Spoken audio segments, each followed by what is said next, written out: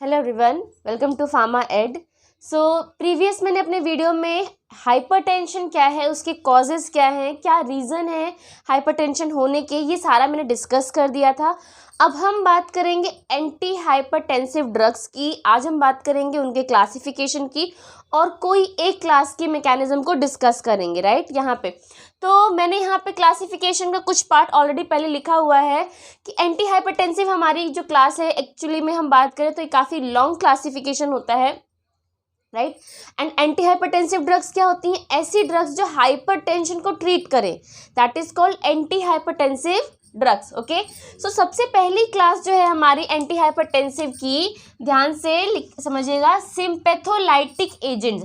सिम्पैथोलाइटिक, sympathetic word जो है हमारा किस चीज़ से बना हुआ है? ये हमारा बना हुआ है एड्रिनर्जिक से। सिंपैथेटिक वर्ड जहाँ भी आ जाए दैट इज द एड्रिनर्जिक, ठीक है, एड्रिनर्जिक। यानी कि यहाँ पे कौन से न्यूरोट्रांसमीटर्स, या एड्रेनालिन, नॉर एड्रेनालिन, ठीक है, नॉर एड्रेनालिन। तो अब लाइटिक्स का मतलब ऐसे एजेंट्स जो एड्रेनालिन के इफेक्ट को ब्रेक करते हो। लाइटिक्स हमेशा इफेक्ट को ब्रेक करेंगे, राइट। एंड माइमेटिक्स हमेशा उसी के जैसा इफेक्ट देंगे। अगर यहाँ पे होता सिम्पैथोमाइमेटिक एजेंट्स, इट मीन्स कि ऐसी ड्रग्स जो एड्रेनालिन जैसा काम इफेक्ट देती है या उसी के जैसा एक्शन देती है, राइट। सो हमारी पहला जो क्लास है that is the sympatholytic agents. इसमें हमारा फर्स्ट सब क्लास क्या है? Centrally acting sympatholytics. उसमें हमारी जो ड्रग आती है that is a clonidine and methyldopa. ये हमारी दो ड्रग्स हैं जो सेंट्रली एक्टिंग काम करती हैं। दूसरी हमारी सब क्लासेस में बीटा एड्रेनर्जिक ब्लॉकर। इसमें हमारे ड्रग का नाम है atenolol, metoprolol, esmolol, propranolol and timolol. ये हमारी बीटा एड्रेनर्जिक ब्लॉकर है। अच्छा, इसमें भी सेलेक्टिव, नॉन सेलेक्टिव होता है, ये मैं अभी आगे डिस्कस करूंगी, राइट। फिर आता है हमारा बीटा अल्फा एड्रेनर्जिक ब्लॉकर। इसमें हमारी ड्रग का नाम है लाबिटालोल एंड कर्विडोल। एंड फिर आता है हमारा अल्फा एड्रेनर्जिक ब्लॉकर। इसमें दो तरीके के होते हैं, एक सेलेक्टिव, एक नॉन सेलेक्टिव। सेलेक्टिव हमारा होता है पैराजोसिन एंड नॉन सेलेक्टिव होती है हमारी ड्रग जिसका नाम है फिनॉक्सी बेंजामिन फेंटोलामिन। ये जितना भी आपको ये लग रहा है, इसका सबसे पहले मैं आपको ये बताऊंगी कि ये जो एड्रेनर्जिक बीटा रिसेप्टर्स होते हैं, एड्रेनर्जिक रिसेप्टर्स, अल्फा रिसेप्टर्स होते हैं, ये हमारी बॉडी में कहाँ पाए जाते हैं और ये जो ड्रग है कहाँ उन रिसेप्टर को ब्लॉक करती है और अपना एक्शन प्रोड्यूस करती है, राइट। सो अब हम पढ़ेंगे हमारी नेक्स्ट क्लास। ओके, सो ये हमारा आता है नेक्स्ट क्लासिफिकेशन जिसमें हमारी आती हैं वेसोडाइलेटर्स, ठीक है। अभी हमने क्या पढ़ा? Centrally acting. अभी हमने पढ़ा एड्रेनर्जिक रिसेप्टर ब्लॉकर्स, यानी कि हमारे सिम्पैथोलाइटिक एजेंट्स, ठीक है। फिर अब हमारी नेक्स्ट क्लास है that is called vasodilators. Vasodilators में हमारी आती हैं arteries and veins dilators. And फिर आती है हमारी venodilators. Arteries and veins dilator जो आर्टरीज और वीन्स दोनों को डायलेट करेंगे, इसमें हमारी ड्रग आती है that is a hydralazine and minoxidil. फिर आती है हमारी वीनो डायलेटर, ये सिर्फ वीन्स को डायलेट करेगी। इसमें हमारी जो ड्रग आती है that is called nitroglycerin, right. फिर आती है हमारी थर्ड क्लास। अच्छा, ये क्लासेस हैं, ये क्या है? ये सब क्लासेस है, क्लासेस के अंदर सब क्लासेस और ये ड्रग्स है।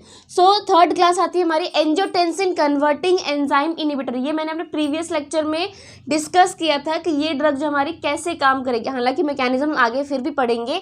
सो इसमें हमारी जो ड्रग्स आती है that is called captopril, enalapril, lisinopril, ramipril and benazepril. ये जो हमारी होती हैं ये एंटी हाइपरटेंसिव की मेन ड्रग्स मानी जाती हैं। उसके बाद आ जाइए fourth class that is angiotensin receptor blocker, जिसमें हमारी ड्रग आती है that is a losartan, candesartan, irbesartan and valsartan, ठीक है। अब हमारी बचती है एक डायरेक्ट रेनिन इनिबिटर और उसके बाद calcium channel blockers, right. Okay, so यहाँ पे हमारी नेक्स्ट क्लास आती है that is fourth, that is a direct renin inhibitor, जिसमें हमारी ड्रग का नाम है एलिस्केरन। फिर आती है हमारी fifth class that is the most important class of anti hypertensive drug that is a calcium channel blocker. इसमें हालांकि बहुत सारी ड्रग्स हैं, मैंने कुछ सिलेक्टिव ड्रग्स यहाँ पे लिखी हैं, diltiazem, verapamil, nifedipine, amlodipine and nicardipine, right. फिर आती है हमारी डायूरेटिक्स। डायूरेटिक्स में हमारी आती है थायाजाइड क्लास। थायाजाइड में ये क्या है? ये क्लास है। थायाजाइड में ड्रग का नाम क्या है? हाइड्रोक्लोरथायाजाइड, क्लोरथालिडोन। फिर लूप डायरेटिक्स में ड्रग का नाम क्या है, फ्यूरेजामाइड, ब्यूमेटामाइड, एंड पोटेशियम स्पैरिंग डायरेटिक्स में ड्रग का नाम क्या है, एमिलोराइड एंड स्पाइरेनोलैक्टोन। सो ये तो था हमारा एंटी हाइपरटेंसिव ड्रग्स का क्या क्लासिफिकेशन, राइट। अब हम बात करेंगे हमारे सेंट्रली एक्टिंग सिंपैथोलाइटिक ड्रग्स का क्लासिफिकेशन। पहले जो हमने सिंपैथोलाइटिक ड्रग्स पढ़ी उसमें हमारा जो फर्स्ट क्लासिफिकेशन है दैट इज सेंट्रली एक्टिंग सिंपैथोलाइटिक्स, यानी क्लोनिडीन एंड मिथाइल डोपा का मैकेनिज्म कि किस तरीके से वो एंटी हाइपरटेंसिव इफेक्ट दे रही हैं। ओके, सो सबसे पहले हम समझेंगे क्लोनिडीन का मैकेनिज्म ऑफ क्लोनिडीन, किस तरीके से ये एंटी हाइपरटेंसिव इफेक्ट दे रही है। यहाँ पे अगर आपने एड्रेनर्जिक ड्रग्स पढ़ी हो, ठीक है, तो आपको पता होगा कि हमारे जो ब्रेन है ना, इस ब्रेन में जो न्यूरॉन्स हैं वो न्यूरॉन्स में दो तरीके के होता है, एक होते हैं प्री सिनेप्टिक, एक होती हैं पोस्ट सिनेप्टिक। मतलब एक न्यूरॉन दो न्यूरॉन से दूसरी न्यूरॉन से जुड़ी होती है। तो जो पहले वाली ये वाली न्यूरॉन होती है, ये जो साइनेप्स से पहले वाली न्यूरॉन होती है इसको हम बोलते हैं प्री सिनेप्टिक, ठीक है, और जो साइनेप्स के बाद वाली होती है इसको हम बोलते हैं पोस्ट साइनेप्टिक, ठीक है। अब होता क्या है कि ब्रेन में ये कहाँ मामला हो रहा है, ये ब्रेन की बात हम कर रहे हैं। प्री सिनेप्टिक न्यूरॉन में पाया जाता है अल्फा 2 रिसेप्टर, ठीक है। अल्फा 2 रिसेप्टर कहाँ पाया जाएगा, प्री सिनेप्टिक न्यूरॉन में। अब ये करता क्या है, अल्फा 2 रिसेप्टर की ये जो भी एड्रेनर्जिक न्यूरोट्रांसमीटर रिलीज होगा, ठीक है, यहाँ पे ये जब अपने रिसेप्टर से, मैं थोड़ा सा बड़ा बना देती हूँ, ये जब अपने रिसेप्टर से जाके ये बाइंड करेगा ना, कौन, एड्रेनलिन, ठीक है। तो ये इसके क्या है, ये रिसेप्टर्स हैं। ये एड्रेनलिन जब अपने रिसेप्टर से बाइंड कर लेगा, इसका एक्शन जब खत्म हो जाएगा तो अब इसका रीअपटेक होगा, किसमें, प्री सिनेप्टिक न्यूरॉन में। ये जो एड्रेनलिन है इसका रीअपटेक होगा। रीअपटेक करने में हेल्प कौन करेगा, अल्फा 2 रिसेप्टर। अल्फा 2 रिसेप्टर क्या करेगा, रीअपटेक ऑफ नॉर एड्रेनलिन और एड्रेनलिन, ठीक है, nor adrenaline and nor epinephrine भी बोलते हैं उसको, एंड एड्रेनलिन का रीअपटेक करने में हेल्प करता है। यानी कि अगर हम बात करें तो ये जो रिसेप्टर है अल्फा 2 रिसेप्टर रीअपटेक कर रहा है, इट मीन्स कि साइनेप्स में ये नॉर एड्रेनलिन के लेवल को घटाने का काम कर रहा है। कुल मिला के बात यही है कि भाई ये रीअपटेक अगर कोई चीज़ कर रहा है, इट मीन्स कि वो साइनेप्स में एड्रेनलिन के लेवल को घटा रहा है, रीअपटेक कर रहा है प्री सिनेप्टिक न्यूरॉन में, राइट।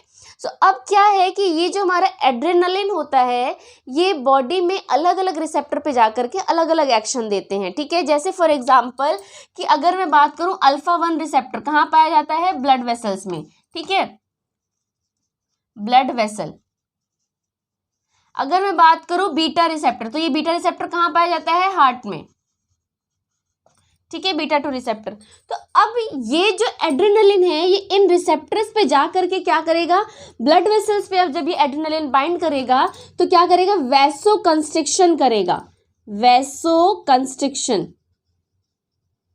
ठीक है। और जब हार्ट पे जाके बाइंड करेगा तो हार्ट रेट को इंक्रीज करेगा। यानी कि अगर हार्ट रेट इंक्रीज होगा और ब्लड वेसल्स में वैसो कंस्ट्रिक्शन होगा तो ये दोनों ही कंडीशन क्या करेंगी, हाइपरटेंशन इंड्यूस करेंगी। हाइपरटेंशन की कंडीशन जो है वो इंड्यूस होगी। अगर बीटा रिसेप्टर पे एड्रेनलिन बाइंड होगा तो भी हार्ट रेट इंक्रीज होगा, राइट। और अगर ब्लड वेसल्स पे जाके बाइंड करेगा एड्रेनलिन तो वैसो कंस्ट्रिक्शन होगा, राइट।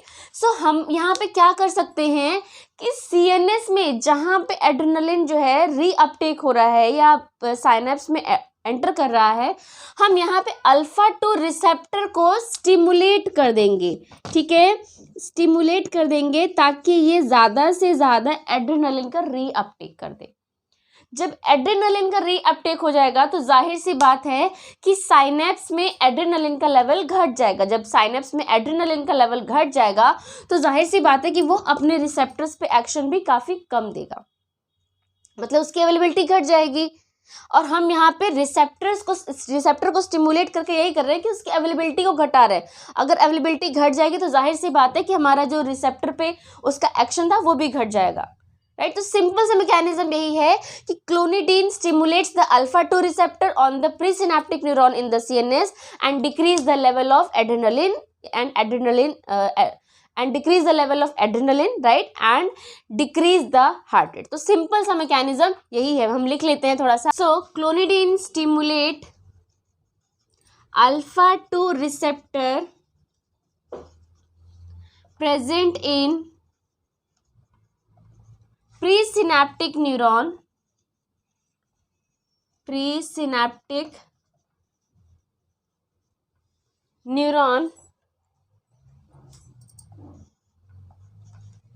decrease sympathetic flow,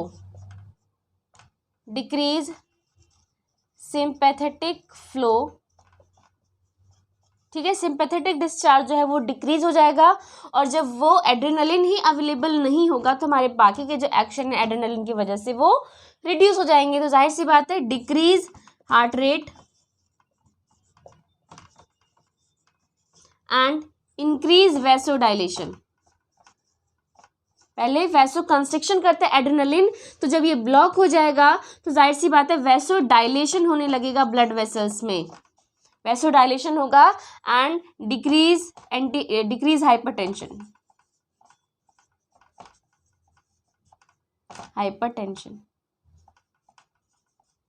ठीक है। सो ये हमारा मैकेनिज्म किसका था, क्लोनिडीन का। सिंपल एक लाइन में मैकेनिज्म है। अगर आपको कंसेप्ट पता है, अगर आपको ये पता है कि क्या जनरल होता है, तो आप ड्रग के मैकेनिज्म को सिर्फ एक बार में समझ सकते हैं, राइट। सो अब इसमें एडवर्स इफेक्ट क्या है क्लोनिडीन का, ये भी हम समझ लेते हैं। It produces dry cough, first of all it produces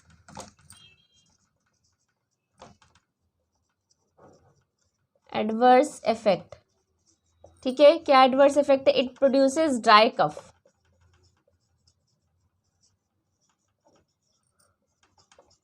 dry cough produce करता है।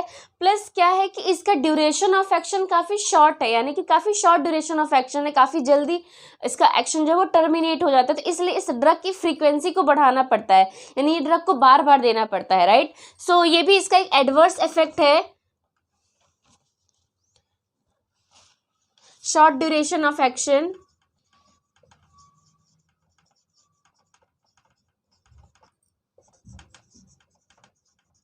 hence increased frequency of drug, ठीक है। ये हो गया इसका एडवर्स इफेक्ट। अब हम बात कर लेते हैं हमारी सेकेंड ड्रग के मैकेनिज्म की, that is a methyl dopa. वो किस तरीके से अपना काम करती है, राइट। तो जो मिथाइल डोपा होता है एक्चुअली ये हमारा फॉल्स न्यूरोट्रांसमीटर थ्योरी पे काम करता है। किस पे, methyldopa act on false neurotransmitter theory.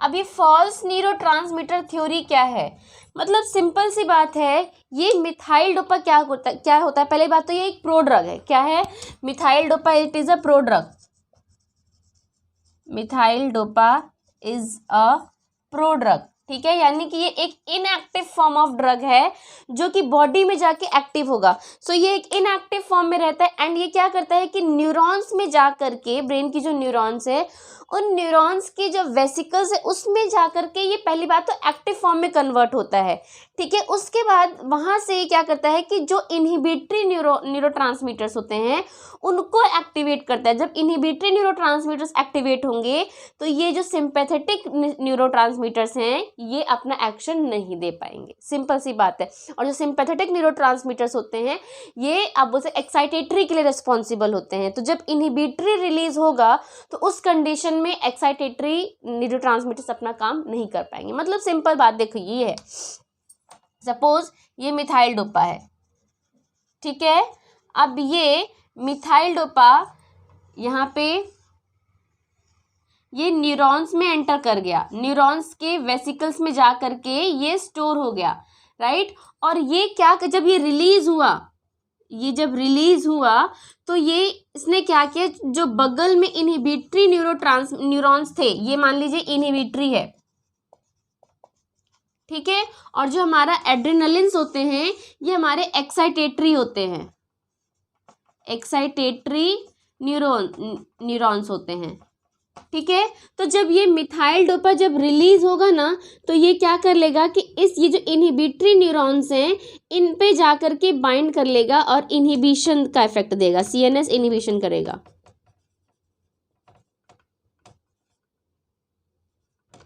Inhibitory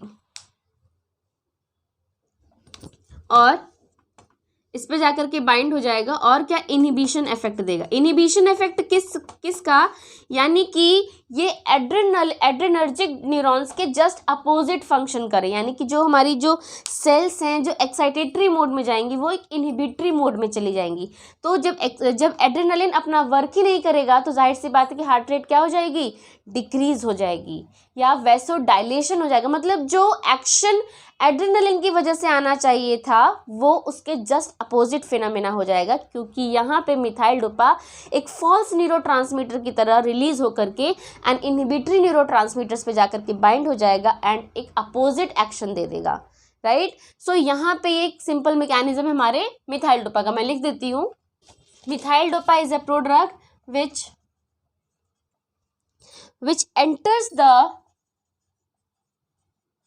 which enters the adrenergic neurons and converted into an active form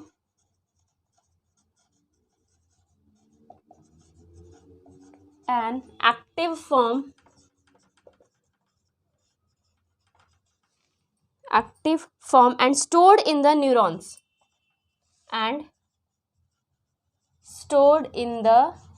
मतलब एक्टिव फॉर्म में कन्वर्ट हो जाएंगी, उसके बाद न्यूरॉन्स में ये स्टोर हो जाएंगी, ठीक है। कौन, मिथाइल डोपा। फिर क्या करेंगी, it produces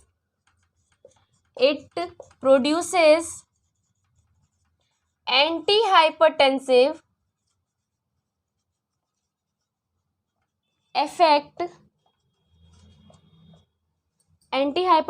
effect by stimulating